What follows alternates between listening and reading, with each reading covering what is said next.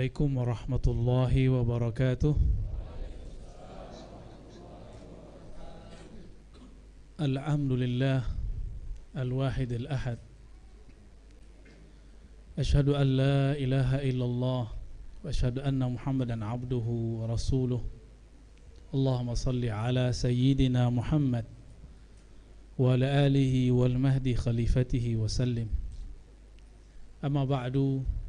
Allahumma akhrijna min zulumatil wahmi wal jahli ilal ma'rifati wal ilmi amin rabbal alamin. Allahumma salli ala sayyidina Muhammadin al-fatih lima ughliqa wal khatim lima sabaq nasirul haqqi bil haqqi wal hadi ila siratikal mustaqim wa ala alihi haqqa qadrihi wa miqdarihi al-azim. Ustadz Subki yang dimuliakan Allah, kuat juga tirakatnya tuh ya. Kok bisa langsung kesedot dari bandara ke sini?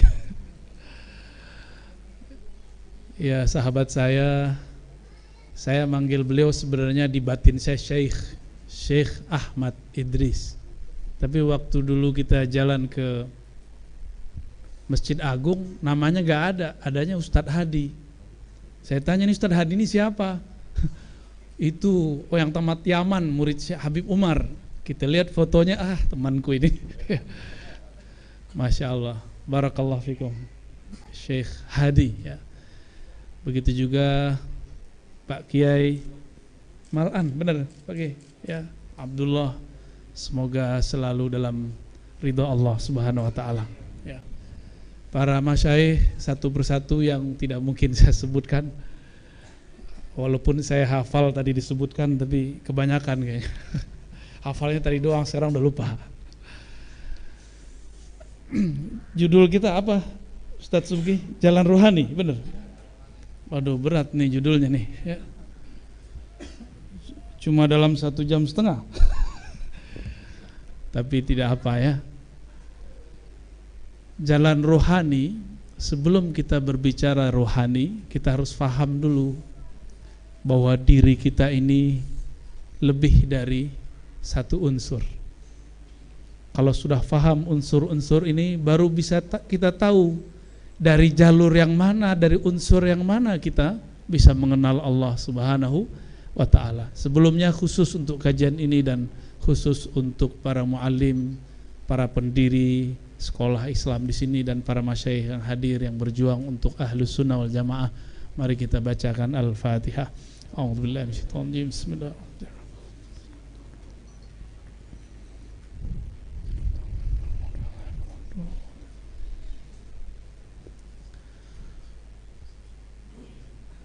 Kalau dulu ulama-ulama kita zaman-zaman dari Aceh, ada Hamzah Fansuri, Syamsuddin Sumatrai, sampai kepada Nuruddin Ar-Raniri, mereka ini beda, tapi sebenarnya sama-sama sufi, sama-sama ahlu sunnah, cuma beda ibarat.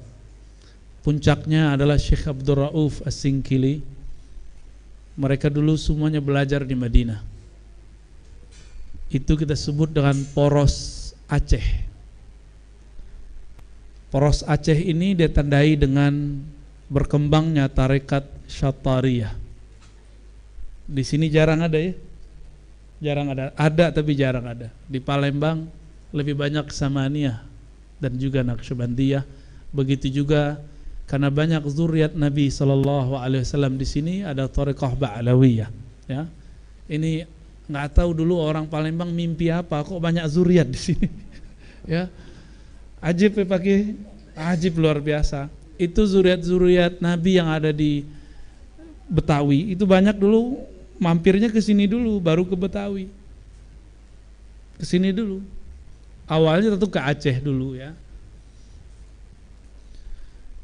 Poros Aceh ini kemudian berkembang tarekat Syatariyah. Lalu poros itu tiba-tiba hilang saja dan lanjutan sanadnya masih ada. Itu lanjutan sanadnya, kalau di Jawa ada Syekh Abdul Muhi Pamijahan, kalau di Sumatera Barat ada Syekh Burhanuddin Ulakan. Lalu setelah itu berganti porosnya, poros Palembang. Al-Falimbani. Ditandai, jadi generasi setelahnya. Bedanya apa? Kalau dulu sufi ahli akidah, ahli kalam, sekarang poros Palembang ditandai dengan Syekh Muhammad Aqib, ya, Syekh Hasanuddin.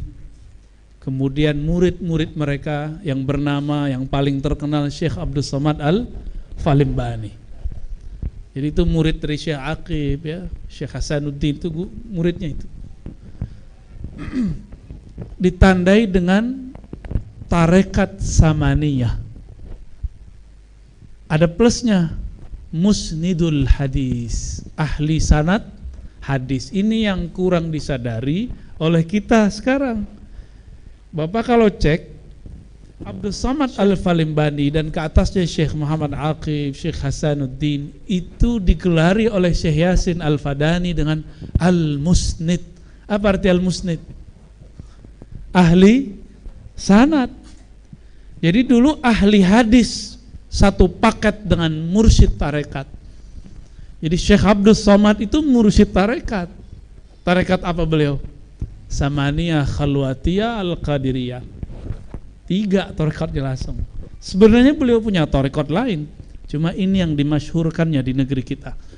Maka yang udah lama juga meninggal, ya, Allah yarham, Syekh Zain Syukri, ya, gurunya Pak Kiai, ya, apa sahabat? Guru jatuhnya, guru, ya. Beliau adalah salah satu pewarisnya. Nanti ke atasnya ke Syekh Jauhari, terus nyambung. Saya juga dapat sanadnya, cuma dari jalur ahli hadis, ya. Ajib itu. Kita mendapatkan rotib saman dari jalur orang Palembang. Sampai sekarang masih ada nggak rotib saman di sini? Tapi saya nggak tahu masih ada nggak talqin tarekat saman di sini. Kayaknya itu yang nggak ada, ya. Bener. Talqin la ilaha illallah, talqin hu Allah, talqin Allah Allah. Ada nggak di sini? Udah nggak ada. Kalau di Aceh sisa tari doang, tari saman. Lumayan. Yang penting buktinya ada. Oh, berarti dulu ada tarekat saman di Aceh. Ada tarekat Rifaiyah di Aceh. Ada tarekat Syatariyah di Aceh. Di sini seharusnya yang berkembang nanti tarekat Samaniyah berkembang bersama dengan sanad ahli hadis. Seharusnya. Cuma kadang terjadi yang tidak seharusnya. Makanya sahabat saya Syekh Idris kemudian mengambil ilmu lagi ke Yaman, ya, supaya nyambung lagi nanti dengan para sahadah, para ulama-ulama kita. Sahabat-sahabat, teman-teman, hadirin hadirat mekanan Allah, ini refleksi aja biar manas-manasin orang Palembang, ya. Orang Palembang ini Syekh Abdul Somad itu punya murid. Ada 2 sanadnya yang masyhur, 1 anaknya, ya, putrinya, seorang putri. Jadi Syekhah Fatimah binti Abdul Somad Al-Falimbaniyah. Ada jalur yang lebih masyhur lagi, Syekh Nawawi Al-Bantani. Dari sinilah kemudian terselamatkan sanad ulama Palembang. Jadi kita sama orang Banten itu saudaraan, Pak, jadinya. Ya, kita bersyukur kepada mereka sudah menyelamatkan sanad ulama Sumatera Selatan, Syekh Abdul Somad Al-Albani. Walaupun kuburan beliau kan diperdebatkan, katanya di Thailand, ya, benar di Thailand. Sahabat saya bilang kami udah ziarah ke Thailand dan di situ ada dipisah kepala sama badannya, mirip-mirip dengan Sayyidina Al-Husain, karena beliau ini saktinya luar biasa. Doa-doanya beliau itu bikin orang kebal. Ditembak sama Belanda tuh nggak ada yang tembus. Wallahu alam, tapi saya percaya, ya, itu karamatul aulia dari dulu. Makanya di Sumatera Barat ada pengembang tarekat Samaniyah namanya Syekh Abdurrahman Kumango. Nama kecilnya Alam Basifat. Berguru kepada Syekh Ahmad Amin Ridwan Al-Madani ke Madinah juga. Tapi itu beberapa generasi di bawah Syekh Abdul Somad Al-Falimbani. Sama, di sana diajarkan orang bersilat. Kalau sekarang sisa silat lidahnya, ya. Untuk apa kita menyebutkan silsilah ini? Orang kalau tahu sejarahnya dia akan semangat menggali masa lalunya, bahwa dulu ada kebangkitan spiritual di negeri ini. Dulu ahli hadis dan mursyid tarekat satu paket. Sekarang ada yang ngaku ahli hadis, ahli sunnah, ya, manhaj sunnah, tapi membatalkan tarekat. Gimana tuh? Tamat Madinah juga, sama dengan Syekh Abdul Somad Al-Falembani, cuma Syekh Abdul Somad lebih lama, beliau lebih dari 15 tahun di sana, ya, di Mekah itu. Jadi beliau kalau dalam silsilah Syekh Yasin disebut Makki Madani, jadi beliau lama di Mekah, lama di Madinah. Sampai-sampai dulu Sultan Palembang bangun rumah orang Palembang di Mekah Madinah. Maka di sana ada satu suku ditulis, suku orang Mekah, Al-Falembani. Ada suku begitu, tanya aja kalau nggak percaya ya. Ada suku Palembang disebutkan, dan mereka sudah menjadi turunan Arab, sudah ada yang jadi pejabat, ada yang jadi ulama, ada yang nggak jadi ulama juga banyak. Ya, ini biar panas nih ya, biar kita sadar bahwa kita ini dulu sanad kita berkelas.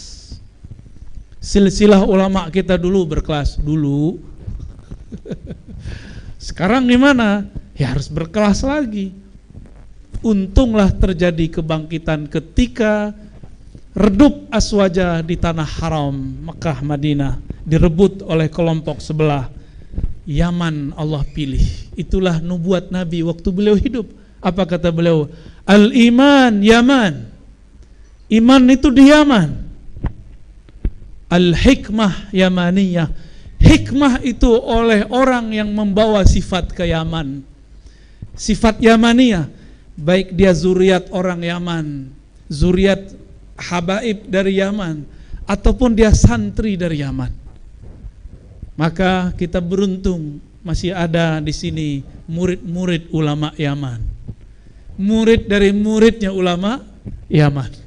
Itulah yang disebut al-hikmah Yamaniyah.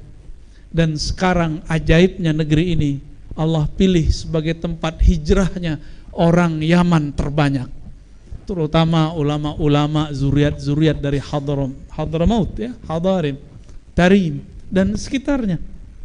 Dan ini beruntungnya negeri kita. Hadirin hadirat dimulakan Allah. Lalu kita mau mulai dari mana untuk membuka jalan rohani? Kita buka dikit aja ya, gak mungkin buka banyak. Allah Subhanahu wa ta'ala pertama menurunkan ayat itu surat apa? Masih ingat? Apa? Kok jadi gak pede gitu? Takut ditanya sanad ya? Gak bakal ditanya antum sanad. Iqra bismi rabbikal ladzi khalaq. Saya biasa kalau mau ceramah nggak mau tahu temanya apa, karena kalau saya siapin kepala saya yang pusing. Biar rohani saja yang bergerak. Ini saya baru tahu jadwal yang pagi ini, siang ini. Yang depan saya nggak mau pikirin, karena kalau pikirin pakai ro'yu, ngomongnya pakai rasio akal. Kalau pakai rasio akal kepala kita mau pecah jadwal sepadat itu. Antum seksa aneh ya.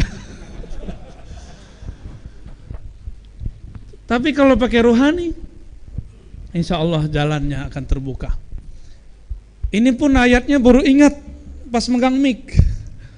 Iqra bismi rabbikal ladzi khalaq. Ini jalur pintu rohani menuju Allah paling ringan, paling gampang, karena ngajinya cuma 1,5 jam. Iqra, apa arti iqra? Baca, itu mah terjemahan. Maknanya apa? Apa arti kata qara'a?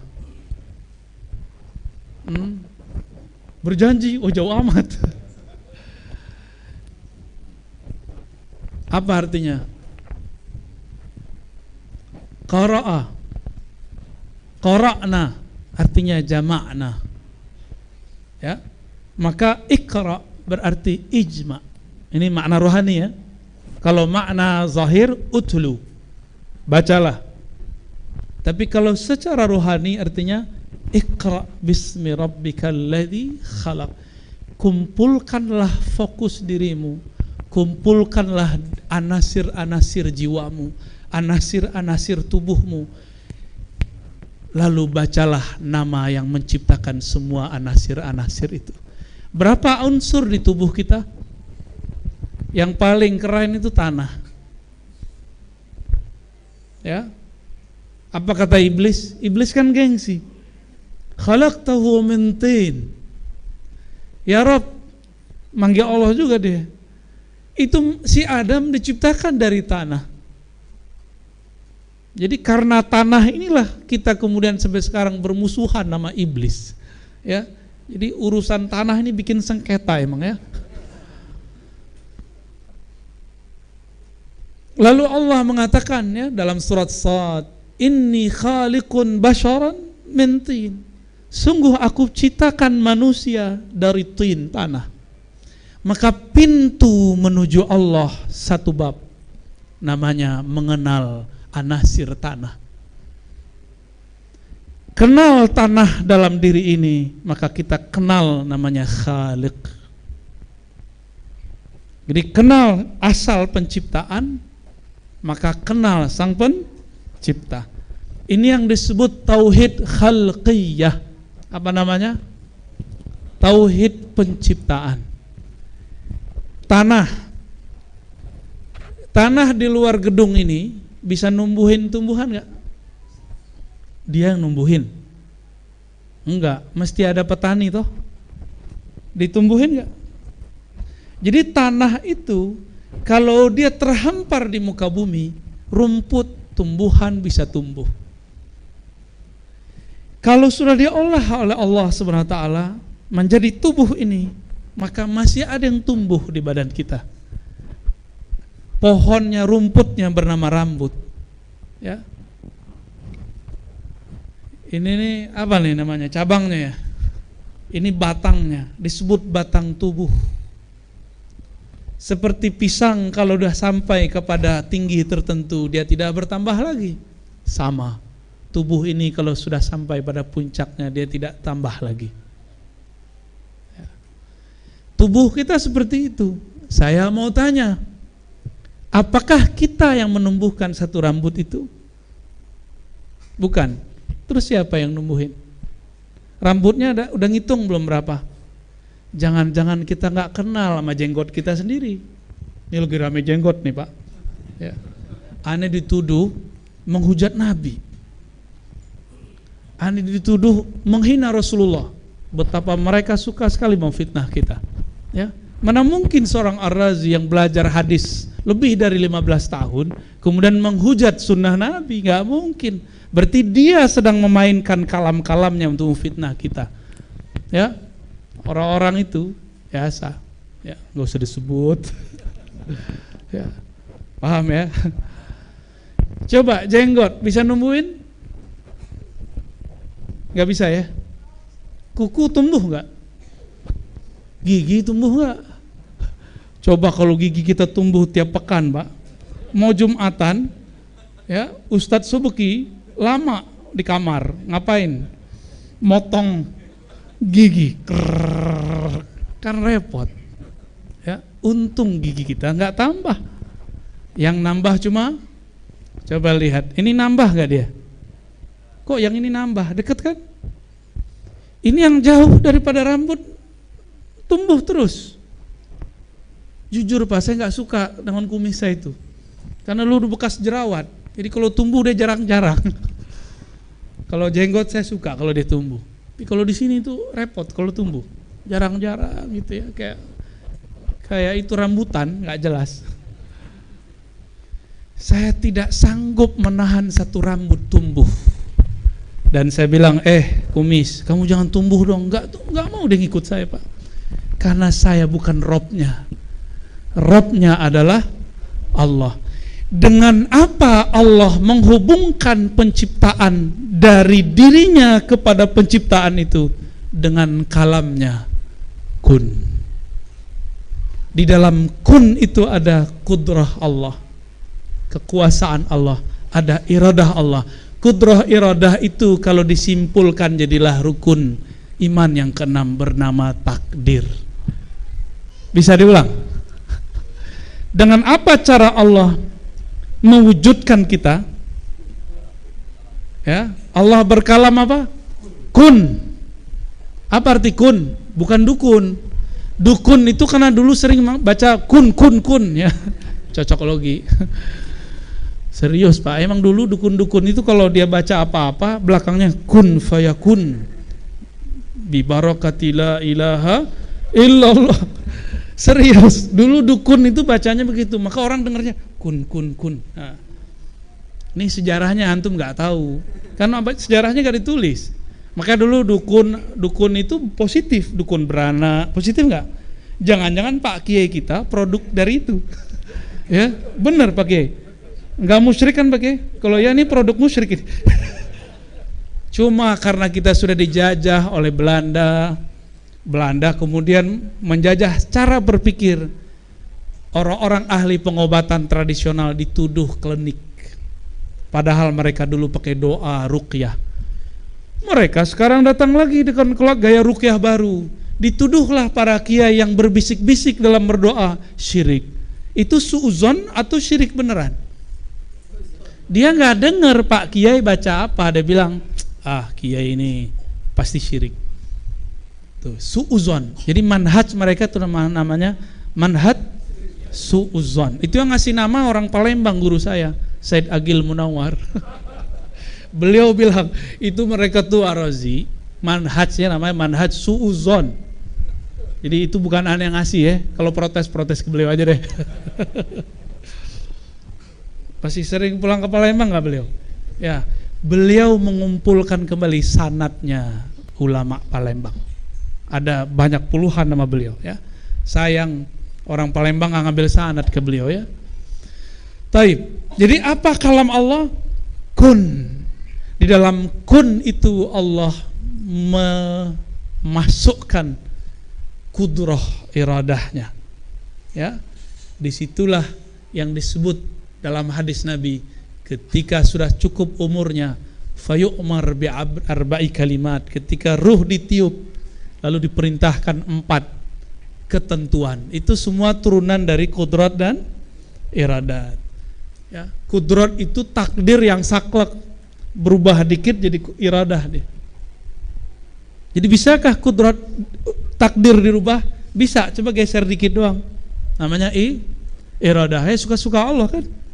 Kita misalnya nih ada orang seharusnya kena Covid udah mati. Berkumpullah hamba-hamba Allah, kekasih-kekasih Allah berdoa, Allah geser dikit dengan iradahnya. Kan iradahnya pakai kun juga. Idza arada syai'an ayyakula lahu kun fayakun. Dan kun itu bisa direvisi oleh Allah, suka-suka Allah. Dia yang punya iradah, dia yang punya kun. Ya. Dengan kudrah iradah itulah kita bertemu siang hari ini. Maka kita bersyukur kepada Allah Al-Qadir, ya, Al-Muqtadir, menemukan kita sesama dalam cinta kepada Allah Subhanahu wa ta'ala. Atas dasar itulah kenapa sholat tidak sah kalau nggak baca Al-Fatihah, karena di situ ada tanda syukur. Ayat kedua, Alhamdulillahi Rabbil, apa maknanya? Terjemah dulu deh. Alhamdulillah apa terjemahannya? Segala puji. Itu udah biasa. Apa makna alhamdulillah? Terima kasih wahai Rabb. Apa arti Rabb? Yang tadi ngomong kun, nama lainnya Khaliq. Jadi Rabb itu artinya apa? Khaliq. Jadi boleh diterjemahkan segala puji, terima kasih ya Allah yang menciptakan alamku. Rabbil alamin. Alamin, alam, mahwal alam, kullu ma siwallah. Alam itu segala sesuatu selain Allah. Tubuh kita bukan Allah kan? Benar. Jadi kalau baca alhamdulillah jangan dibayangkan alam di luar, alam di sini yang dibayangkan. Baru dia bisa bergetar, Pak. Berarti di tubuh kita, di satu tetes darah ini ada cahaya rububiyah Allah. Makanya membunuh satu orang sama dengan membunuh semua orang. Faka'annama qatalan nas jami'a. seakan-akan membunuh semua orang. Gimana? Udah ketemu belum Allahnya?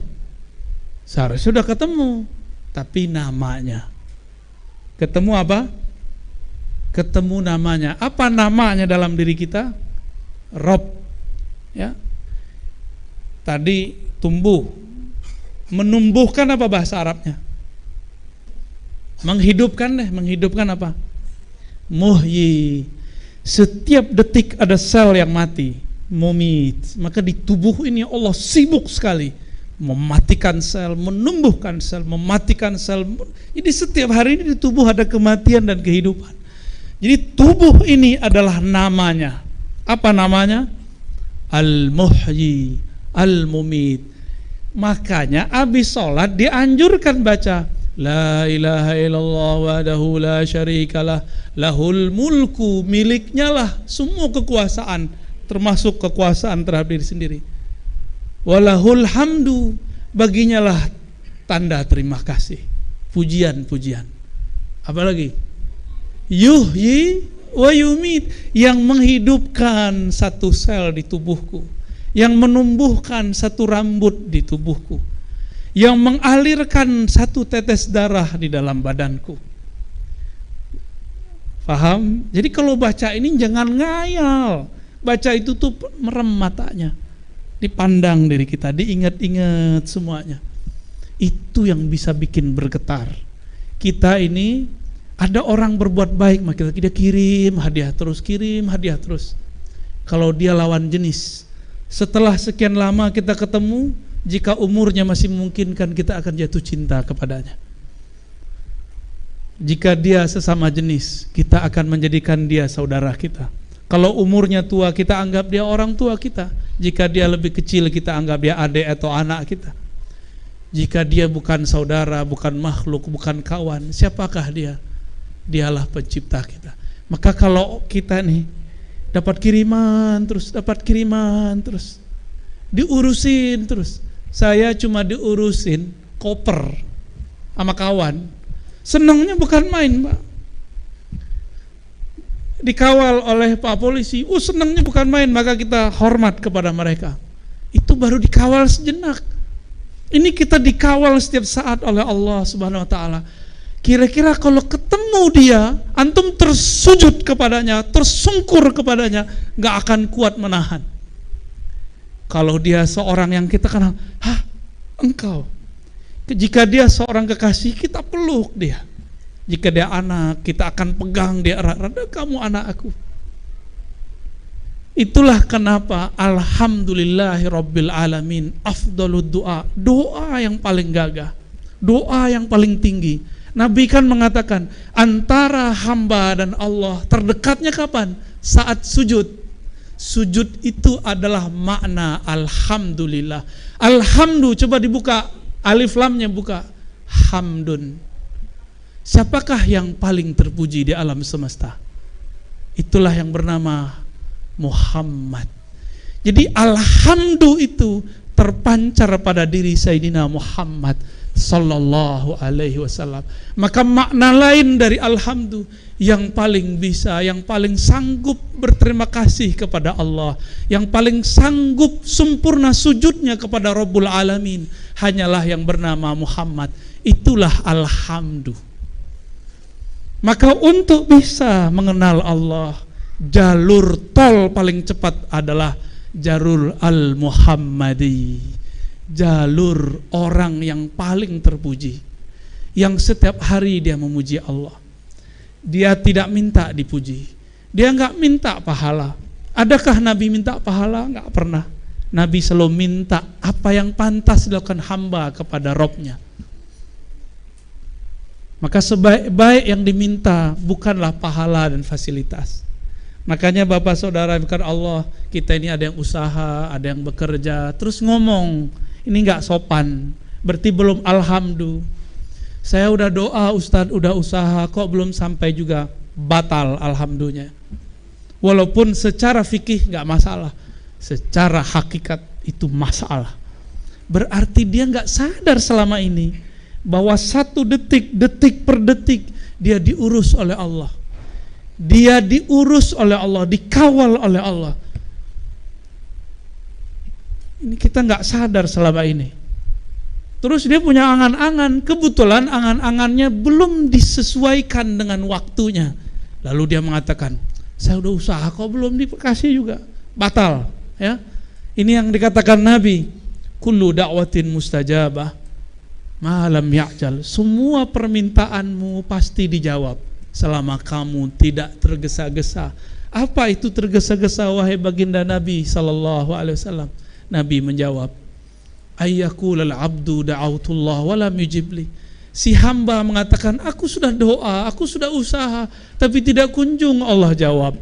Itu doa tadinya sudah menyundul langit, jatuh lagi ke bawah. Dia harus memulai dari awal. Maka bertobatlah dari doa yang tidak hamdi, doa yang tidak muhammadi, doa yang tidak terpuji. Ya, jangan-jangan kita selama ini su'ul adab kepada Allah Subhanahu wa ta'ala. Bapak saudara makan Allah, inilah syarah lain daripada alhamdulillah. Ya, yang jarang dikupas orang kita kupas. Kenapa kita baca alhamdulillah? Orang kalau mengerti baca alhamdulillah ini, dia baca alhamdulillah waktu Fatihah pasti bergetar badannya, karena tubuhnya sedang ingin berterima kasih kepada yang menciptakan tubuhnya. Satu helai rambut tadi yang kita ceritakan itu merinding, disebut sang kekasih yang mengurusi dia selama ini. Jadi tubuh ini dia sedang menitipkan amanah ke dalam diri kita. Wahai sang diri sejati, bawalah kami mengenalkan kepada Rabbul Izzah, Rabbul Izzati. Maka mari Bapak saudara makan Allah, kenali Allah dengan cara alhamdulillah, berterima kasih setiap saat, setiap nafas. Jadikan nafas ini nafas alhamdulillah. Barulah benar kata Nabi, afdhalud du'a alhamdulillah. Doa paling tinggi adalah alhamdulillah. Kalau dia memuji Allah, dia nggak perlu doa, karena itulah doa paling tinggi. Itulah yang disebut doa bi ghairi talab, doa tanpa meminta.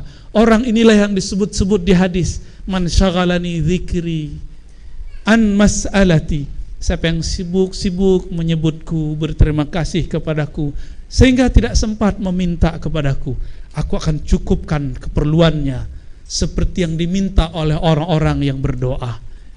Semoga kita termasuk mereka. Amin ya rabbal alamin. Al-Fatihah. A'udzubillah.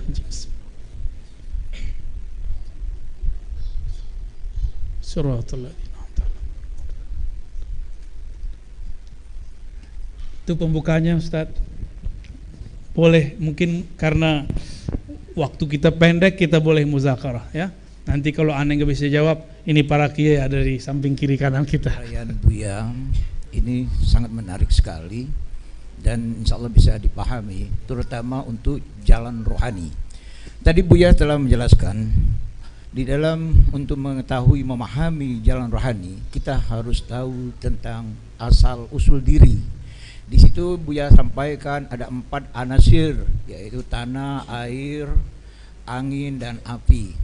Nah, barangkali anasir 4 ini masih mungkin sesuai dengan penjelasan Buya, bahwa di dalam diri ini sendiri, diri zahir, diri batin, diri syir maupun diri zat maha suci itu, yang semua terkandung di dalam diri ini yang kita sebut manusia ini, yang tadi Buya jelaskan, dia yang menumbuhkan, dia yang memperlihatkan, mungkin dia yang mendengarkan. Pertanyaan saya Buya, bagaimanakah untuk menghubungkan dia tadi di dalam surat Ali Imran ayat 6, wallazi yusawwirukum fil arhami kaifa yasha la ilaha illa huwal azizul hakim. Di situ katanya dialah yang membentuk rupamu di dalam rahim ibumu menurut apa yang dia kehendaki. Tiada Tuhan selain dia yang maha perkasa lagi maha bijak.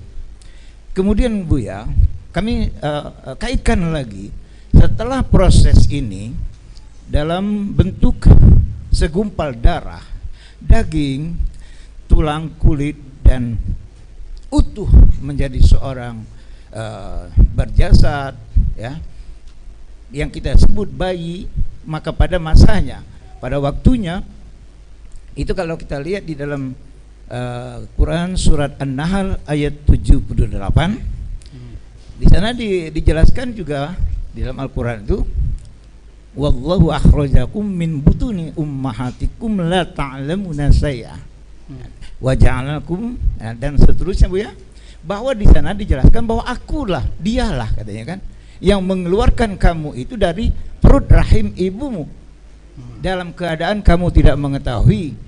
Dia yang memberikan pendengaran, dia juga yang memberikan penglihatan, dan dia memberikan hati kepada kamu agar kamu bersyukur. Ya. Pertanyaan kami Buya, mohon penjelasan Buya, supaya kita tidak banyak di dalam Al-Quran itu, maksudnya jangan salah paham kami yang memahami, selalu nanti kata-kata di dalam Al-Quran selalu kita isbatkan ke Tuhan Buya. Selalu kita mengisbatkan ke Tuhan. Mohon penjelasan Buya, dia di sini, siapakah dia di sini? Nah, itu barangkali hanya pertanyaan yang saya ajukan, mungkin menyusul ke pertanyaan kedua. Terima kasih. Bapak ini bertanya menanya ini ya. Tapi bagus Pak. Jadi keluar semua perbendaharaannya. Berarti saya yakin di Palembang masih ada orang yang belajar ilmu ini. Ya. Selamat Pak ya. Sabar Pak yang lain. Saya tahu Bapak yang lain gak sabar. Tapi saya girang Pak, berarti ilmu ini masih ada. Cuma ilmu ini ada yang disambet sama iblis di tengah jalan, ada yang diselamatkan oleh Nabi Muhammad SAW. Ya. Waktu iblis dulu tidak mau sujud, apa kata iblis? Ya Rabb, aku cukup sujud hanya kepadamu, tidak kepada selainmu. Ya Rabb, aku begini kan engkau juga yang menentukan. Wah, iblis kurang ajar, dia nyalain Allah dia. Ya. Ilmu iblis ini nyambet ilmu hakikat, hati-hati. Maka al-haqiqah itu ada dua, al-haqiqah iblisiyah, ada al-haqiqah al-muhammadiyah. Hati-hati. Ada hakikat iblis. Dia berbicara hakikat, hakikatnya benar, tetapi ujungnya adalah dua aja. Menganggap dirinya dan Tuhan itu sama, satu. Yang kedua, jika tidak sama, salahkan saja dia. Dua aja. Kalau al-haqiqah al-muhammadi, hakikat Nabi Muhammad, itu hakikat apa? Yang mana dengan pancaran hakikat terbersit sedikit saja pada Sayyidina Adam, Sayyidina Adam langsung bisa musyahadah melihat ke aras. Iblis gak bisa memandang ke aras Pak. Iblis berhenti pandangnya pada surga. Sedangkan Nabi Adam melihat tembus sampai kepada aras Allah Subhanahu wa taala. Di situ tertulis nama Muhammad Habibullah setelah nama Allah. Lalu apa adab yang dipakai oleh seorang Nabi Adam? Apa adab beliau? Apa adab beliau ketika terusir dari surga? Ini sudah saya sering ulang di luar. Apa adab beliau? Nyalahin Allah atau menyalahkan diri sendiri? Menyalahkan diri sendiri. Doa yang sering kita baca, Rabbana zalamna. Jadi walaupun Nabi Adam tahu ini takdir Allah. Ketika di debat Nabi Musa, apa kata Nabi Musa? Oh kamu ya kakek moyang yang bikin kami terusir dari surga. Apa jawaban Nabi Adam? Oh ini ya Musa yang katanya bisa ngomong-ngomong sama Allah, tapi menyalahkan Adam karena ketentuan yang sudah Allah tentukan sebelum Adam dicipta. Berarti Nabi Adam ngerti nggak siapa dirinya sebenarnya? Ngerti nggak dia mana huwa? Ngerti dia, tapi nggak adab. Kalau dia bilang huwa itu ana, nggak adab, nggak boleh. Kenapa? Allah itu mengatakan ya, semua hancur kecuali wajahnya. Jika dia berbicara dirinya, itu namanya wajhul ahadiyah. Kul huwallahu ahad. Hanya ada dia, kita aja nggak ada. Bapak dianggap nggak ada, Pak. Yang ada sekarang saya lihat perbuatan Allah sedang membuat Bapak ngangguk-ngangguk, bukan Bapak yang ngomong. Kalau saya memandang dengan dia, bukan dia yang ngomong, Pak. Kalau saya memandang ini Allah lah yang berbuat. Tapi kalau saya memandang dengan rububiyah, saya katakan, nama Bapak siapa? Rumian. Bapak Rumian berbicara, bertanya ayat demi ayat, konfirmasi makna demi makna. Itu rububiyah namanya, atau samadiyah kalau di surat Kulhu.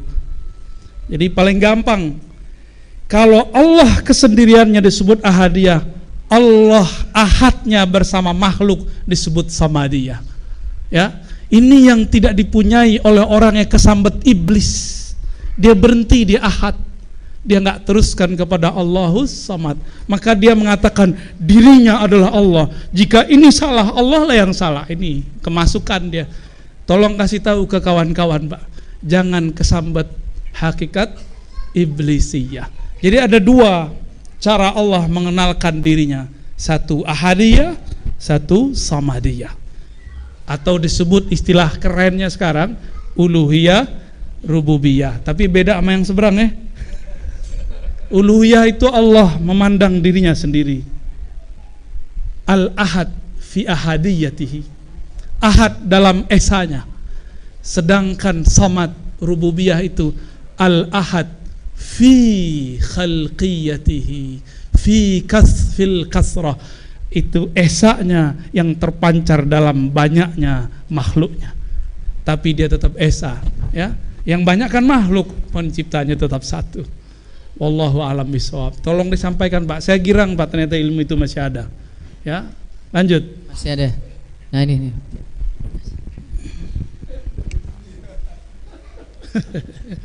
Assalamualaikum Buya. Masya Allah Kiai. Ini bertanya apa menanya nih Kiai? Seperti yang Buya sampaikan, awalu wajibin alal insan ma'rifatul ilah. Sahih. Bistikan, ya, yang bistikan itu yang sering Buya tekankan. Nah, yang kedua, Buya juga sering menyampaikan wa inna fil jasad mudghah ila akhir hadis. Dan dalam potongan hadis itu, apabila mudghah itu ahsan, maka ahsan a'maluhu. Nah, mudghah di sini Buya mengatakan kolbun, lub, dan puncaknya sir nanti. Dan ada juga Buya yang mengartikan di situ nanti kepada ruh Buya. Nah, tolong nanti, karena kata Buya ketika tanah itu tidak subur, maka benih yang akan ditanam, artinya zikir yang kita sampaikan akan menjadi zikir yang ghaflah, bukan zikir yang yaqzah. Jadi mohon penjelasan kolbun di situ, apabila bisakah tidak kita tambahkan dengan ruh, begitu Bu. Baik. Demikian Bu ya. Assalamualaikum. Assalamualaikum. Ini Kiai ini cuma minta lihat ma'inna kolbi ini. Dulu para imam kita sempat bingung. Imam-imam kita sempat bingung, Pak. Apa beda kolbu dengan ruh? Apa beda ruh dengan nafs? Apa beda nafs dengan akal? Padahal semuanya berbeda. Coba lihat ayatnya. Kullu nafsin dha'iqatul maut. Yang merasakan mati namanya nafs. Atau ayat lain, Allahu, surat Az-Zumar, ya tawaffal anfus. Allah lah yang mewafatkan anfus, jiwa-jiwa. Apalagi? Ada lagi ayat fa'alhamaha fujuraha wa taqwaha. Macam-macam. Allah juga mengatakan afala ta'qilun, apakah kamu tidak berakal? Allah mengatakan yang lain lagi, idza dzukirallah wajilat qulubuhum, disebut nama Allah bergetar. Yang bergetar bukan akal, bukan nafs, tapi yang bergetar kolbu. Berarti ini beda sebenarnya. Terus Allah berfirman lagi lebih dari satu ayat, Fa idza sawaituhu, apabila aku telah menyempurnakan tubuh manusia. Apalagi lafaznya? Wa nafakhtu fihi min ruhi, maka aku tiupkan kepadanya sebagian dari hembusanku, rohku. Jangan salah paham. Ini banyak yang salah paham, ntar jadi Tuhan dia, ya. Ngaku dia ruhullah, kan gawat. Coba perhatikan, inni khalikun basyaran mintin, rumusnya gitu. Aku ciptakan manusia, tubuh fisiknya dari tin, tanah. Tapi hayat yang ada di dalam dirinya itu adalah hembusan dariku, bukan ciptaanku. Maka saya menyebut dengan istilah yang mungkin belum diistilahkan ulama sebelumnya. Tubuh ini makhluk, ruh itu manfukh. Gampang toh? Itu paling aman. Kalau ahli kalam menyebutkan ruh itu makhluk, loh ayatnya nggak ngomong begitu. Ayatnya cuma ngomong nafakhtu. Kalau makhluk tin, tanah itu dicipta. Tapi kalau ruh dihembus, apa maksud dihembus? Itulah maksud dengan min amri Rabbi, itu urusan Allah, jangan kita cari-cari maknanya lagi. Udah biarin di situ aja dulu. Cuma nanti ada saatnya ilmu itu dibuka. Hembusan itu maksudnya apa? Ini contoh. Saya kalau menghembuskan sesuatu, diri saya pindah ke dalam enggak?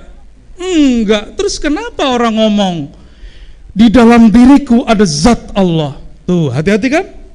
Kenapa dia ngomong begitu? Berarti dia kegeeran. Itu namanya orang jatuh cinta, merasa orang lain jatuh cinta sama dia.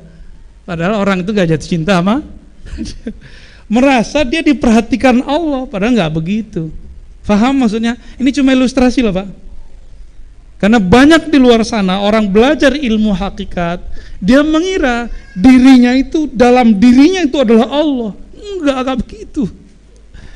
Itu sebenarnya dua thariqah. Kalau ingin mengenal Allah secara mudah, kenallah pertama khalqiyahmu. Itulah anasir yang 4, penciptaanmu. Kalau ingin mengenal hakikatmu, kenalilah hembusannya dalam dirimu. Allah pinjemin doang hembusannya, kalau mau diambil. Jadi kita ini hembusannya, bukan zatnya, paham? Ya, ini nggak ngomong ilmu akidah, ini ilmu hakikat. Ya, kalau akidah kan batasannya akal dan nakal, akal dan dalil nakli yang sharih. Ilmu hakikat batasannya tetap naklun, tapi dia tembus bukan di akal, tembus sampai kepada alam ruh. Maka akal tidak sanggup memikirkannya, dia hanya sanggup dirasa-rasa. Ya. Jadi kolbu itu dia menghadap kepada Allah namanya dan sifatnya. Tubuh ini juga menghadap kepada namanya, tapi bukan sifatnya. Maka tadi saya katakan di satu helai rambut ada percikan nur, nama Al-Muhyi. Sedangkan nama secara utuh hanya dapat ditampung di kolbu.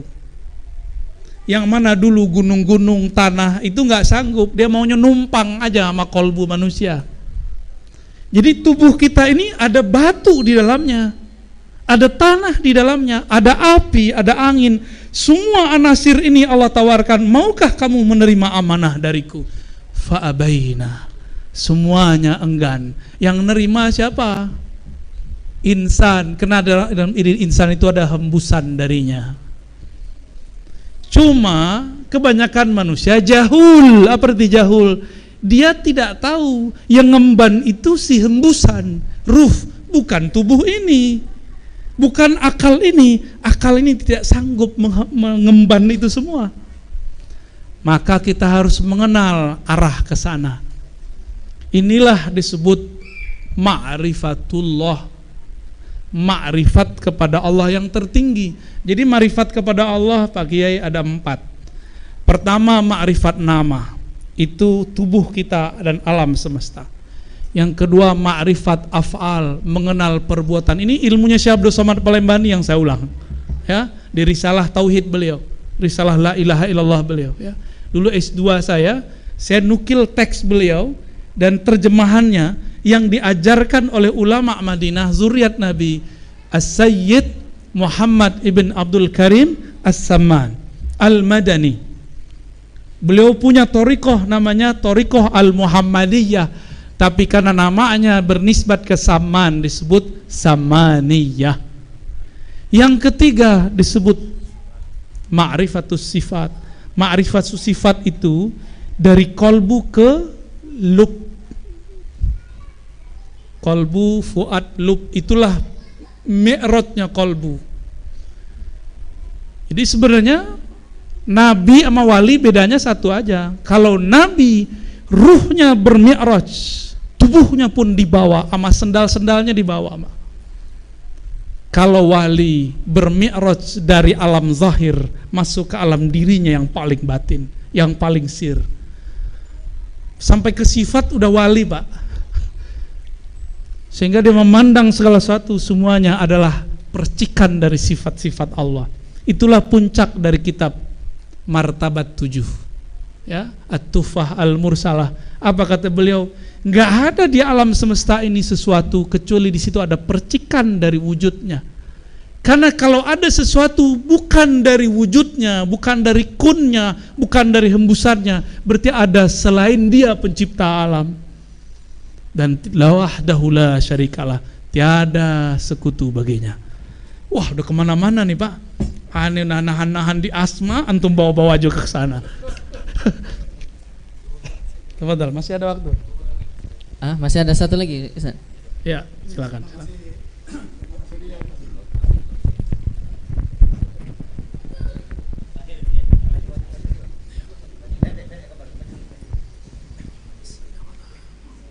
Langsung Pak ya, karena zuhur sudah masuk.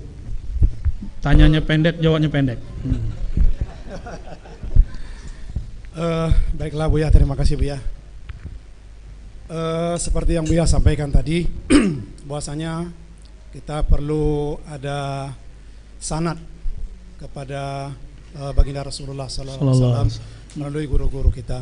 Kebetulan kami sendiri adalah salah seorang pengikut Tariqah Syatariyah. Kami berasal sekampung dengan Buya dari Padang. Tuanku Sidi ini ya. Tetapi Buya di dalam perjalanan mursyid atau guru kami sudah dipanggil oleh Allah Subhanahu wa taala. Dan kami merasa dari kurikulum tarbawiyah kami dalam tariqah ini masih ada yang tersisa yang belum kami terima dari guru kami. Dalam hal ini kami memohon kemurahan Buya untuk menjawab, bolehkah kami menyempurnakan apa yang belum kami dapatkan dari Buya sendiri, begitu Buya. Kobil tuh Pak. Ya, memang saya ditugaskan untuk bersilaturahmi, berkawan, menemani ulama-ulama aswaja, baik yang ahli fikih, ahli akidah, terutama para ahli thariqah. Itu perintah dari guru saya emang. Maka dari mana aja kita tampung, kita terima. Karena ada yang backup saya Pak, doa guru-guru. Kalau enggak saya pun enggak terima ya. Jadi enggak usah khawatir, thariqah itu tidak ada habisnya. Thariqah itu yang jamin Allah, yang jamin Rasulullah. Maka sampai kiamat masih ada ya. Sampai Imam Mahdi, sampai terakhir masih ada. Jadi enggak usah khawatir. Tapi nanti tarekat itu akan bergabung menjadi tarekat Nabi Muhammad, dihidupkan kembali. Tarekatnya tarekat ma'rifatullah, menjalankan syariat Rasulullah sallallahu alaihi wasallam. Lebih kurang gitu Pak ya. Dan teman-teman semua sahabat-sahabat, karena waktu zuhur sudah datang, semoga kita diridai Allah. Mohon maaf jika ada salah kurang dari kami. Kesempurnaan hanya milik Allah, Sang Huwa, Sang Allah, Sang Ahad, Allahus Samad. Wa sallallahu ala nabiyyina Muhammad wa ala alihi wa ashabihi wa li baitihi wa dzurriyyatihi ajmain. Walhamdulillahi rabbil alamin. Assalamualaikum warahmatullahi wabarakatuh.